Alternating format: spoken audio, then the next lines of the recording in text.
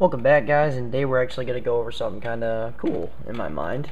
A lot of people have asked me how actually I stipple guns, because they see the stock grip and then they see the difference when I do reviews on some of my firearms.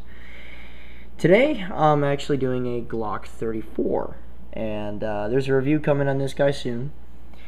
And basically this is real simple. I just take a soldering iron, I let it heat up for a few minutes so that it is heated up all the way. And you might want to actually sit there and practice on the floor plate of a magazine or something like that, so you can get the hang of it before you start diving into the frame, because you don't want to punch through the frame, obviously, and pretty much all firearms manufacturers won't basically hand out another frame if you jack yours up. So, and what I basically do is, when I get ready to go back to it, I'll just apply the weight of the soldering iron on the actual gun, and I'll just let it sit there until I see a nice little golf ball shape on the frame itself. So, you just sit there, and you let it sit long enough to form a nice little golf ball on the frame. And this definitely takes hours to do. It took me 3 hours just to do the right side of this gun. But once it is done, you'll notice that the gun itself holds itself down dramatically better in your hand. It feels as if, to me, it feels as if when you get a good solid thumbs forward grip on it, it just locks into the hand.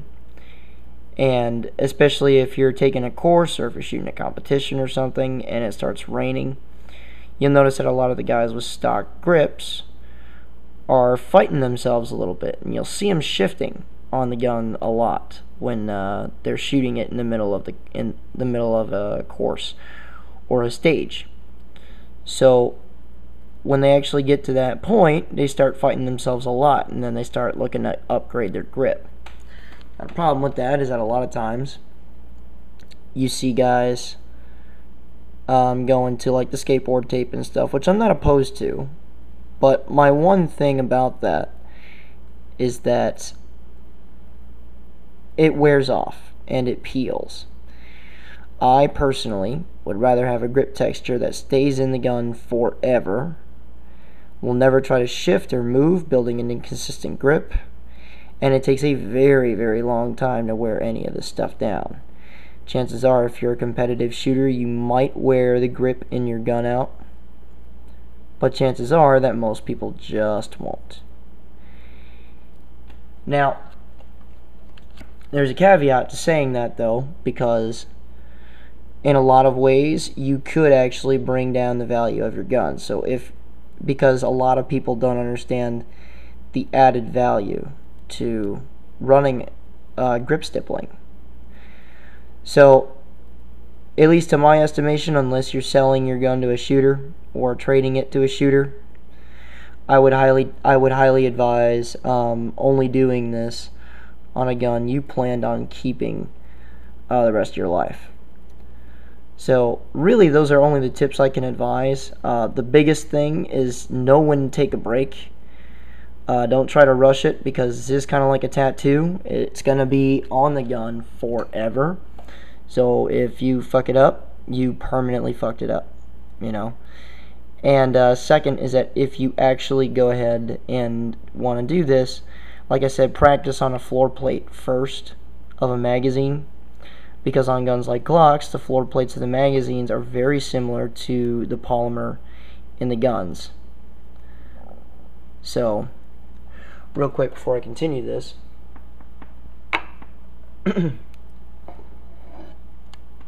going to show you all the other half of this gun, so that you pretty much have a good idea as far as what I do with it. Pretty much anywhere that the frame touches my hand, I take care of in that sense. You know, and this is how it looks stock for the most part until I started working on this. You know, if you need another example, I have a Glock 19 that I did also. Same type of job. This is a little older though. You know, and a few thousand rounds have been shot through this gun, and you can pretty much tell that there's no real wear on the grip itself, other than like skin flakes that get jammed in there when you shoot it a lot. And personally, and this is all personal preference, I would advocate this as a permanent solution to a lot of issues that dudes have with grip and stuff like that. And I actually plan on doing this with my M&P Shield as well. So if you guys have any comments or questions, or if you got some hate mail, go ahead and send it to me. And remember, a regular guy's firearm is the last defense against tyranny. Be easy, everybody.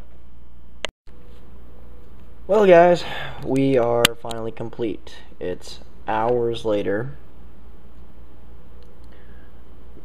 Many hours later. And gotta say, I'm actually kind of proud of this one. This one turned out pretty good. It turned out pretty even. So let me know what y'all think.